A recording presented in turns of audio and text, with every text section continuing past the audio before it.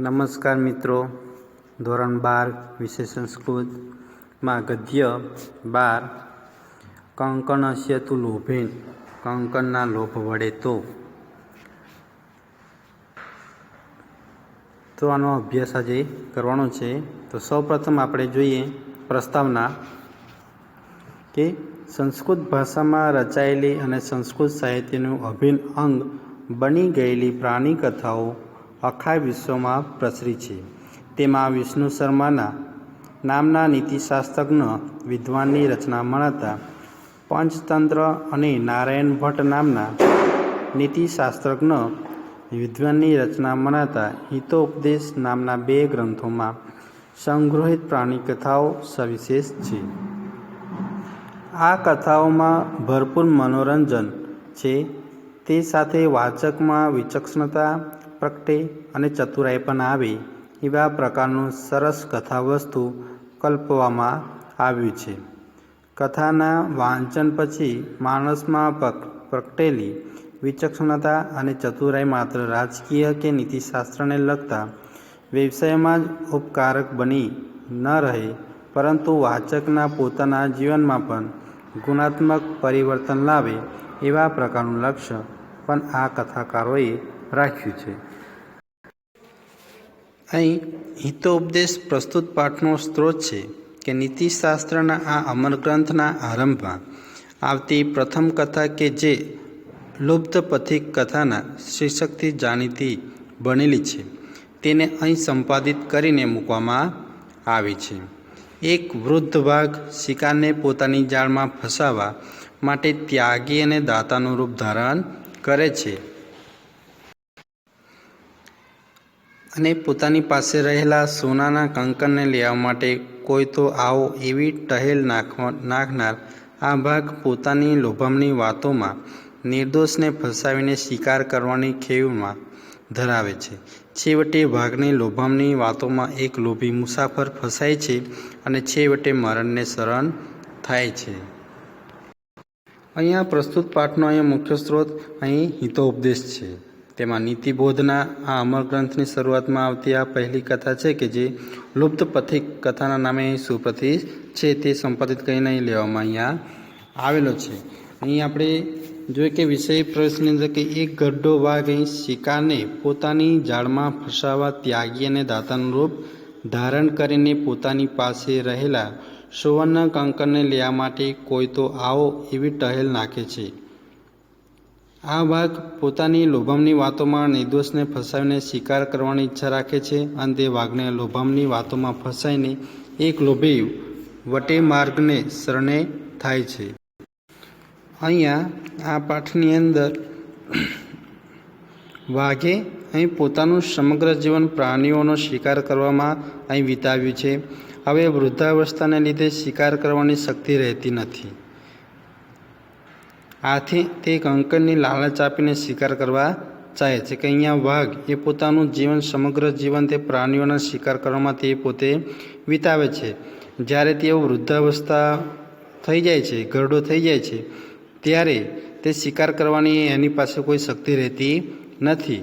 આથી તે કંકણની લાલચ આપીને શિકાર કરવા અહીંયા તેઓ ચાહે છે. તેના આ વિચારની પાર્શ્વભૂમિમાં મનુષ્યનો લોભી સ્વભાવ છે. તેના અહીંયા વિચારમાં તે મનુષ્યનો લોભી સ્વભાવ હોય છે. અજાણતા જ અહીં એ બોધ મળે છે કે વાઘની લોભામણી વાતોમાં કોઈ પશુ કે પક્ષી ફસાવાનું તો નથી, કે અહીંયા વાઘની લોભામણી વાતોમાં તો એ કોઈ પશુ પક્ષીઓ તો ફસાવાના નથી, કે જાણતા હોય છે. છતાં અહીંયા ફસાવાની શક્યતા હોય તો તે માત્ર માણસની જ છે. અહીંયા લોભામણી માણસ હોય તે જ સોનાનું કંકણના લોભથી અહીં ફસાશે. કારણ કે પશુ પક્ષીઓ કરતાં માનવમાં લોભ સવિશેષ હોય છે, કે અહીં પશુ પક્ષીઓના કરતાં માણસનું લોભામણું પણ વધારે હોય છે.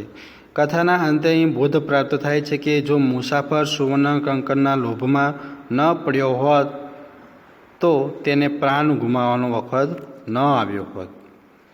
અહીંયા આ કથાની અંદર, આ પાઠની અંદર એ બોધ પ્રાપ્ત થાય છે કે અહીં જો જે મુસાફર જે સુવર્ણ કંકન, જે સોનાનું કંકનના લોભમાં ન આવ્યો હોત તો તેને પ્રાણ ગુમાવવાનો વખત ન આવ્યો હોત. અહીંયા સરસ એવી વાત કરવામાં આવી છે. તો આગળ આપણે જોઈએ પ્રસ્તુત પાઠ. અતઃ પ્રાસદ પૃષ્ઠે સુખપવિષ્ટાનાં રાજપુત્રાણાં પુરસ્તાં પ્રસ્તાવ ક્રમેણ પંડિતો અબ્રીવીતં ભો રાજપુત્રા શૃણુતઃ. અથ હવે પ્રાસદ પૃષ્ઠે સુખપવિષ્ટાનાં, અથ એટલે હવે, પ્રાસાદ પૃષ્ઠે મહેલની છત પર, સુખોપવિષ્ટનામ આરામથી બેઠેલો, રાજપુત્રના પુરસ્તામ રાજકુમારોએ બેઠેલા, પ્રસ્તાવ ક્રમની પંડિતો અબ્રીવીતમ સામે તે આરંભ કરવાના આશયથી તે પંડિતે ભો રાજપુત્રા કહ્યું, એ રાજકુમારો, શૃણુતઃ તમે સાંભળો. શું કહે છે કે હવે મહેલની છત ઉપર આરામથી જે બેઠેલા રાજકુમારો સામે અહીંયા કથાનો આરંભ કરવાના આશયથી અહીંયા પંડિતે કહ્યું, હે રાજકુમારો તમે સાંભળો. પ્રાસાદ પૃષ્ઠે એટલે મહેલની છત ઉપર, સુખોપવિષ્ટનામ સુખમ ઉપવિષ્ટનામ એટલે સુખપૂર્વક બેઠેલા, પુરસ્તામ સામે, પ્રસ્તાવ ક્રમેણ એટલે પ્રસ્તાવના ક્રમથી, રજૂઆતના ક્રમપૂર્વક, શૃણુતઃ એટલે સાંભળો, પંડિતો અબ્રીવીતમ પંડિત તે કહ્યું. એટલે કે છે હવે મહેલની છત ઉપર આરામથી જે બેઠેલા રાજકુમારો સામે કથાનો આરંભ કરવાનો આશયથી તે પંડિતે કહ્યું રાજકુમારોને કે તમે સાંભળો. કાવ્યશાસ્ત્ર વિનોદેન કાલો ગચ્છતિ ધીમતામ વ્યસનેન તુ મૂર્ખાણામ નિંદ્રયા કલહેન વા. કાવ્યશાસ્ત્ર વિનોદેન કાલો ગચ્છતિ ધીમતામ. અનવ્ય કે ધીમતામ કાલ કાવ્યશાસ્ત્ર વિનોદેન ગચ્છતિ મૂર્ખાણાં તુ વ્યસની નિંદ્રય વા કલહેન ગચ્છતિ. કાવ્યશાસ્ત્ર વિનોદેન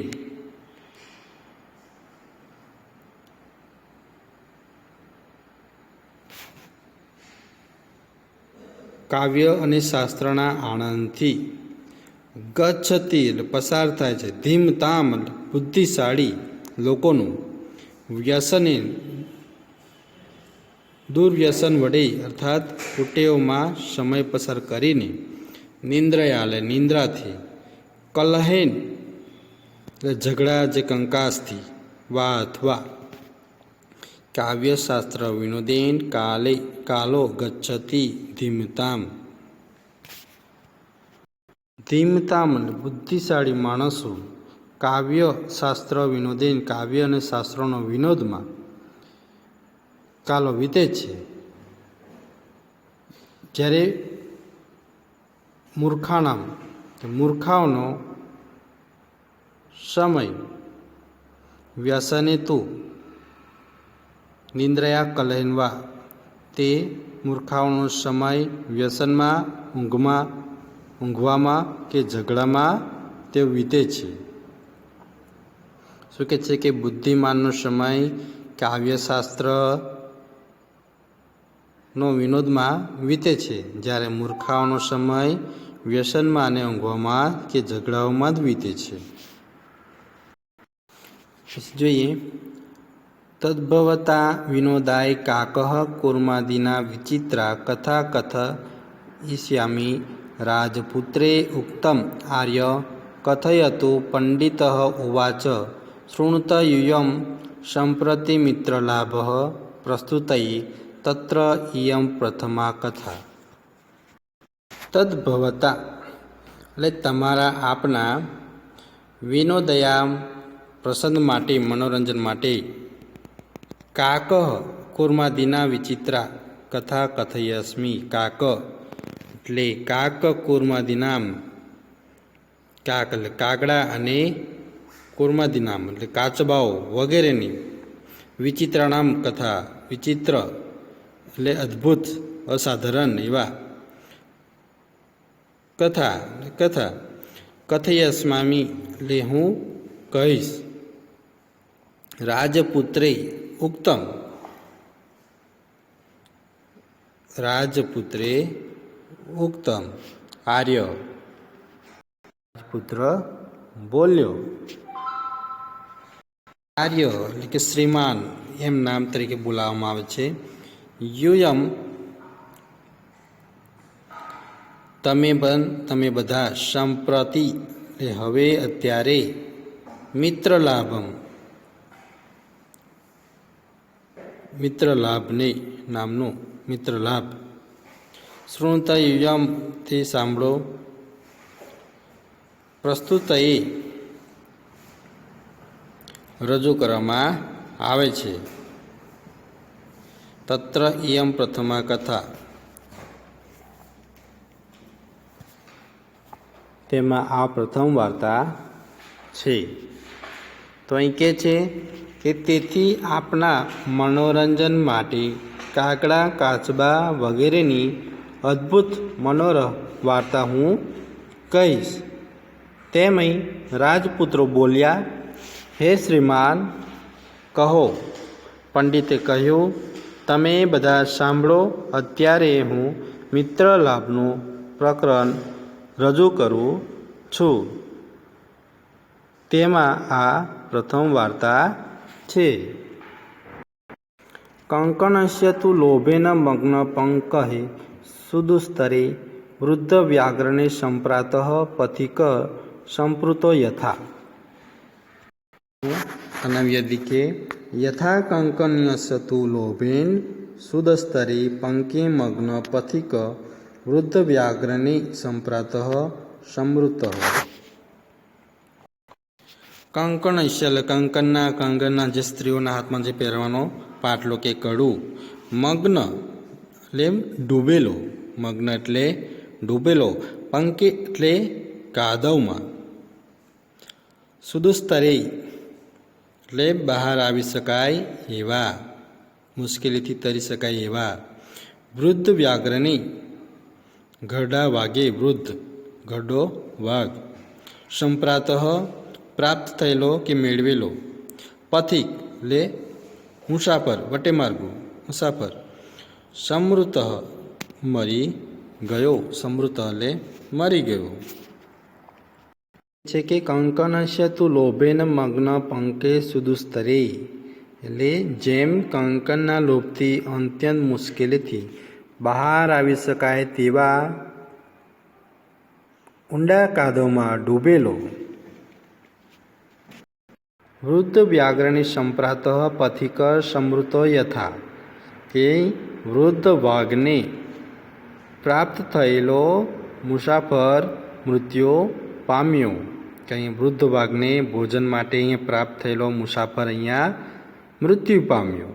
શું કહે છે કે જેમ કંકણના લોભથી અત્યંત મુશ્કેલીથી બહાર આવી શકાય એવા તેવા જે ઊંડા કાદવમાં જે ડૂબેલો વૃદ્ધ વાઘને ભોજન માટે પ્રાપ્ત થયેલો મુસાફર અહીંયા મૃત્યુ પામે છે.